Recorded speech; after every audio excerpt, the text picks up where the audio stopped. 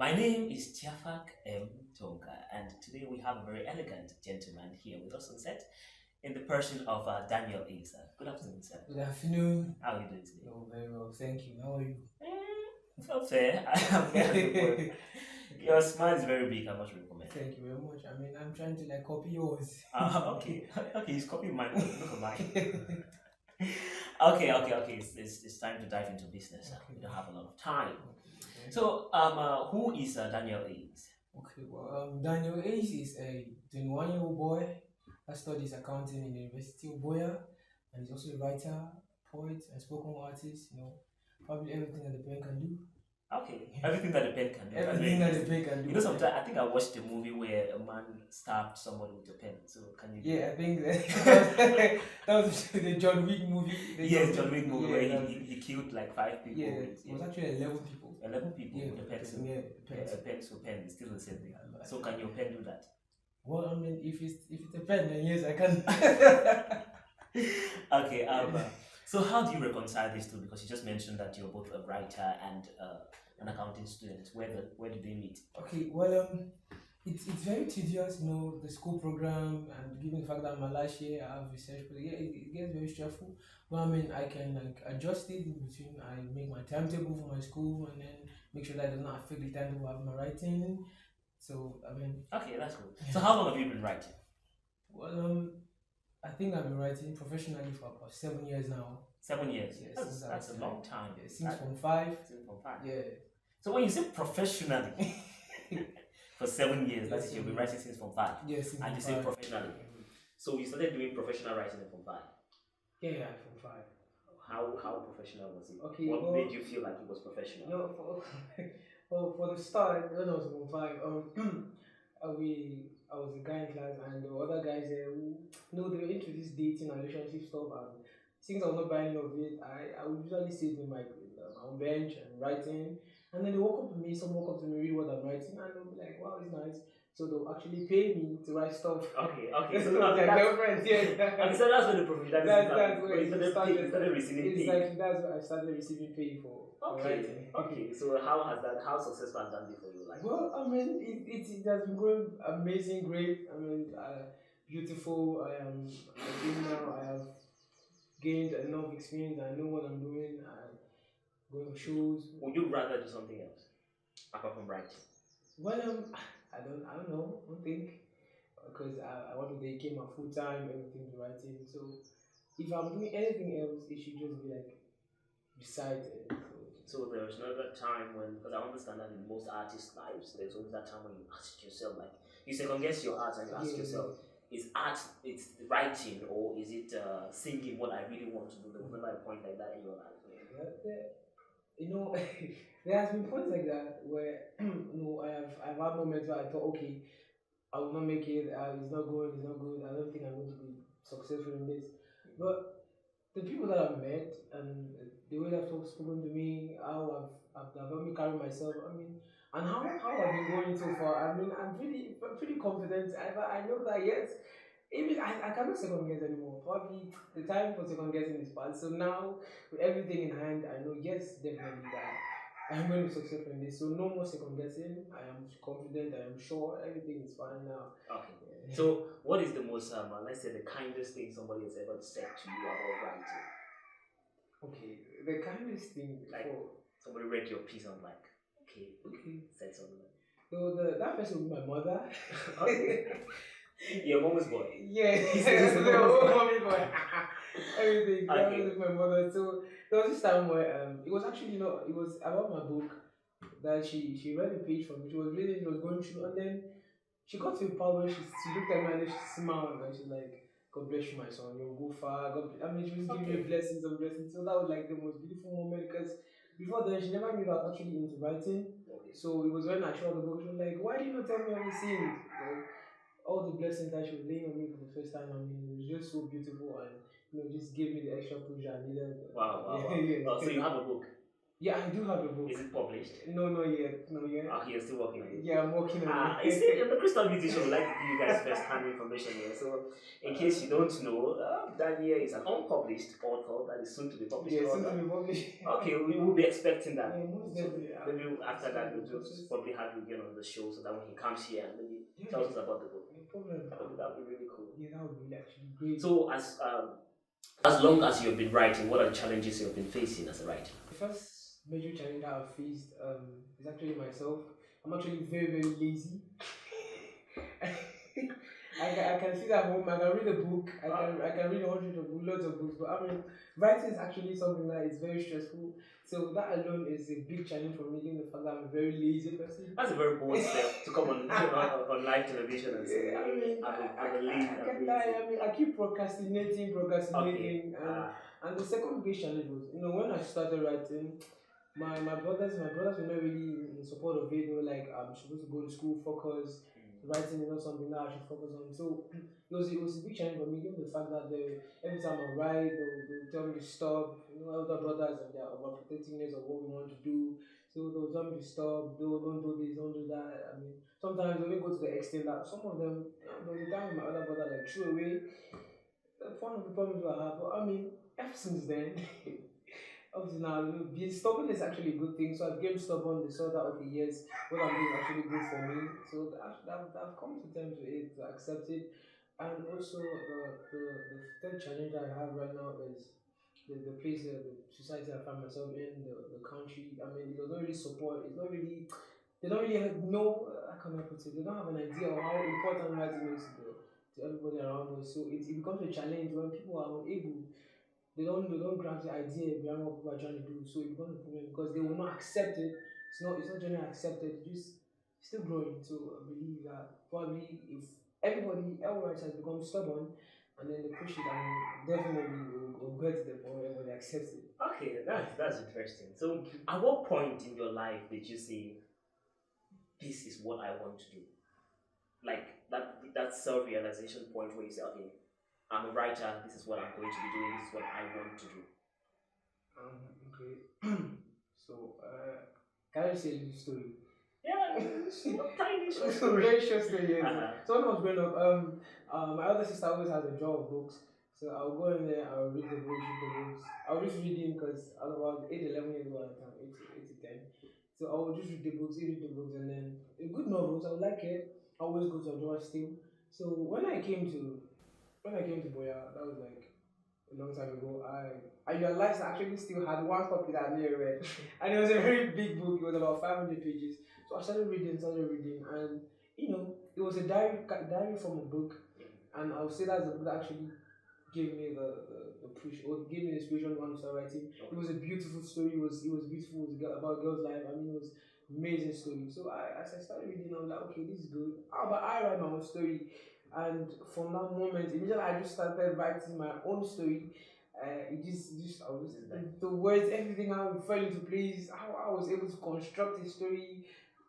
That's the point where the heavens opened and God was like, "This is my son, This is my son. and Yes, he's yes, going yes. to be a writer." Exactly. From that Yes, point, Lord. I knew that that was what I was going to do because it was beautiful. Thank you very much, Daniel. It's been a very interesting session with you. I Okay, hope thank you've you. been having fun at home.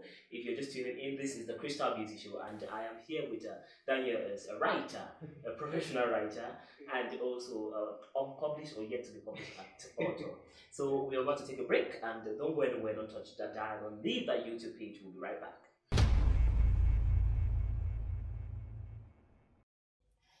It is still the Crystal Beauty Show. If you're just tuning in, my name is Tiafat M. Tonka and we are on the set of the Crystal Beauty Show. I'm here today with a very elegant, talented young man. His name is Daniel Ace and he's smiling.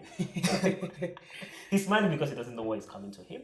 What is coming to you, Mr. Daniel Ace? It's fire. Should I be scared? Yes, you should be. Okay. We're about to play a little game. Okay. Are you ready? I love games. You love games? I love games. Okay, then this is going to be a very, very interesting session. Okay. So, okay, now this is the Crystal Corner. I'm just going to educate you a little bit on this corner. This is the Crystal Corner, and these are the Crystal Cups. Now, in these cups, there are some questions. Simple. Just pick a question and you answer. Okay. I should pick a question right Yeah, now. yeah, 3 questions, but you pick one at a time. One at a time. Yeah.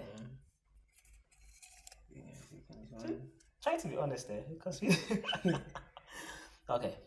What's your favorite item of clothing? That's a very easy one. My favorite item of clothing. I think that was a pant. Pant. Yeah, like trousers. Oh, okay. Yeah. When you say pants and it's not a vocabulary we're common with. It's like Sorry. pant. Yeah, trousers like the jogging trousers. Okay, the they're jogging very trousers. easy, flexible, and Okay. easy to wear. Yeah, I think I've seen on social media some trousers like that. That's the trousers I always like to put on. I don't like jeans; they're too tight. Okay, but you're putting on the jeans now. Well, I mean. Anyway, yes. Okay, Surprise. let's dive into the second question. I just put it back in. No, don't put it back in. You can still pick the same question. Yeah. Please don't be nice. Please don't be nice. Please don't be nice. What habit are you most proudest of breaking? Okay, this is a very interesting one. Okay, the habit I'm most proud of breaking. I always set goals and then I don't do it. Oh, you set goals and you don't do it. Yeah, So, I am lazy. you're the person who does New Year resolutions. Exactly. Exactly. So this year, I'm sure you've already broken your New Year resolutions. Yeah, I have broken all 15 of them. Yes. You said you had 15 New Year I have resolutions. 15 New Year resolutions. I think I've broken like 12. 12 already. Yeah. So you're still working on breaking the others. No, the other ones I will not break.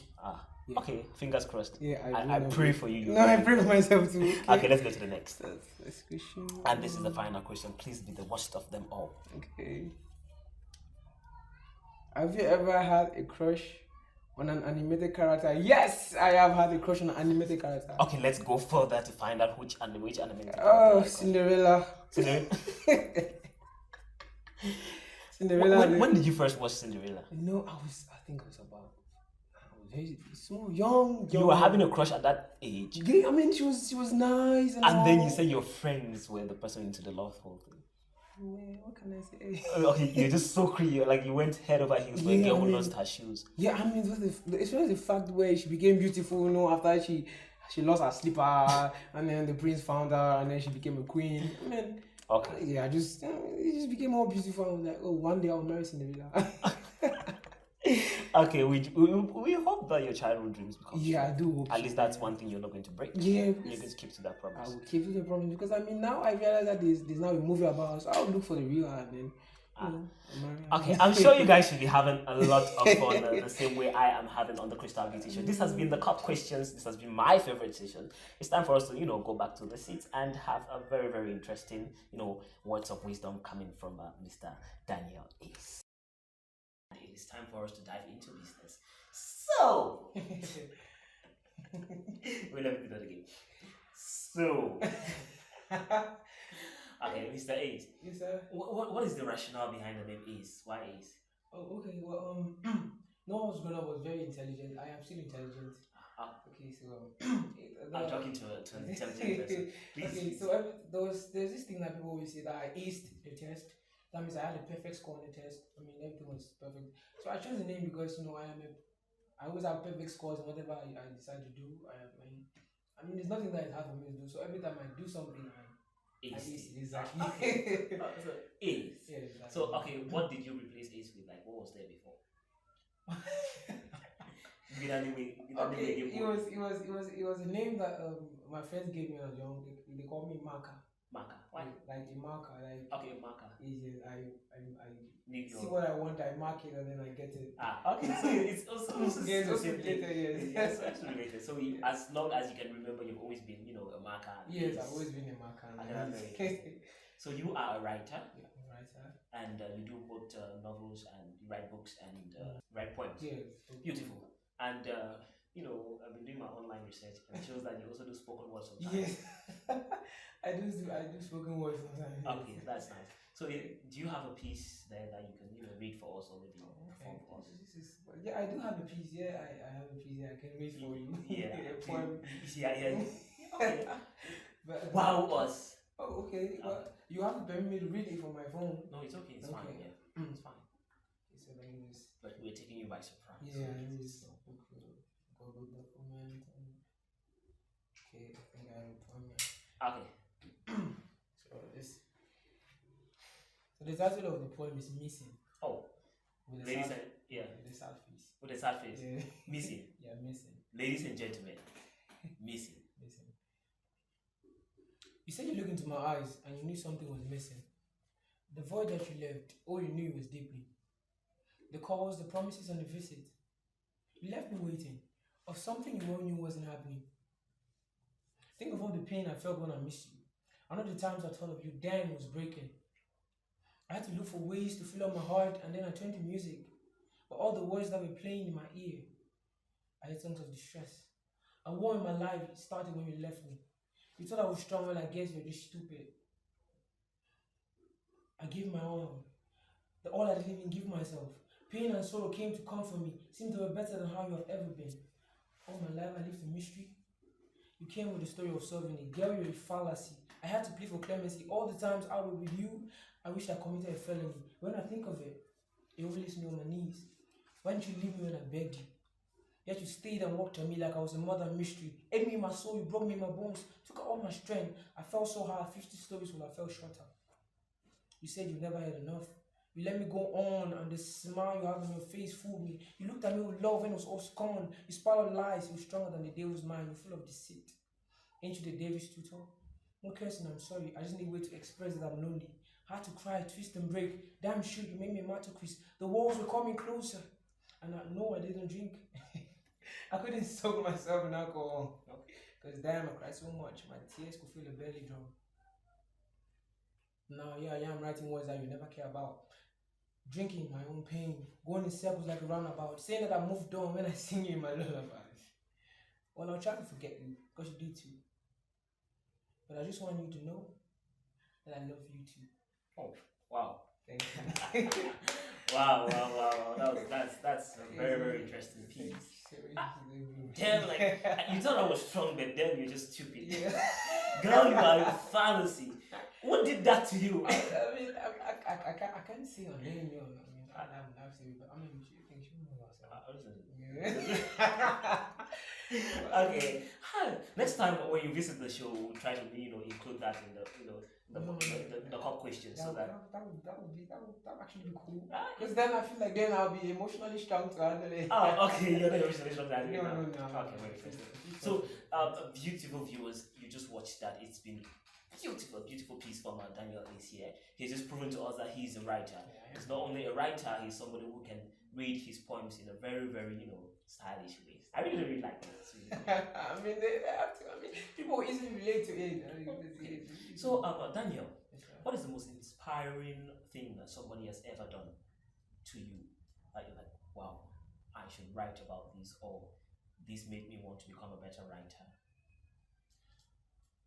Oh well, okay, well, there was. I think that was like a few days ago. Oh, okay. Yeah, about the February 12th, I met this guy. You know, I explained my book to him because he's not a publisher. So I explained my book to him, and he told me something. He said it is the guy is it's the way he handles, the way he talks to people is inspiring. What he does, Okay. his life's also very inspiring. So when I explained this book to him, he told me how to go about it, and yeah, that was very, very inspiring. And apart from the other times where people have given me encouragement, said nice things about me, link me up with shows and stuff, but I mean, what this guy did on the 12th of February was it 12? I think it was the 13th of February. Sorry. Oh, okay. So he gave me words, and then he also advised me how to go about the book. Guy's good. He's loving. I mean, how he handled me that day was beautiful. That's really good. Yeah, thank you. That was okay. So throughout your life, your journey as a writer, it's been a very, very inspiring one, I must say. So throughout this journey, what have you picked up along the line that you feel like if you share it here, a lot of people could help from it, could gain from it? Okay, well, there's three things that personally for me I've learned. First is that you should be very stubborn in what you're doing. Because it's definitely that's a really, really interesting thing. Really, really strong. Yes, if you stop, because definitely you come across people saying stuff that will actually make you to stop. No, actually, I used to think that these people that say you should focus on your dreams, work hard, are just motivational speakers. Well, I mean, I come to realize I know they're not. If you just put effort, work hard, be relentless, you should also force yourself into stuff. You should want it. You should also want it so much. So you should be stubborn. You should bother people's lives. You should intrude people's lives with your stuff. Let them see that okay, what I'm doing is actually something that is good. And then yeah, you should be stubborn. And then pass that opening for you. For example, now I'm stubborn. I intrude in someone's life, and it's like okay, I told this guy I'm a spoken word artist, and then he knows a friend that's getting married, and they need somebody to come and perform something. Oh, like oh, this guy's been disturbing me ever since. So let me just come and perform this. And from there you perform. Another person will see you there, call you for his wedding, call you for the show. So that's just how you do it. You like the woman is that one. So you have to be very stubborn in what you're doing. Work hard for it. You should not let anything you say bother you, and also you should avoid distractions. Distraction. Yes. Well, you said that distraction. He said that you agree with me. He said that distraction is a very, very low thing. Like he's been distracted before. Yeah, exactly. And in this thing there are two types of distraction that can come. The first distraction that you can experience is probably you how can I put it? It comes from your own self, the feeling of not being good enough. That's a big distraction. Okay. And also the second distraction can come from females.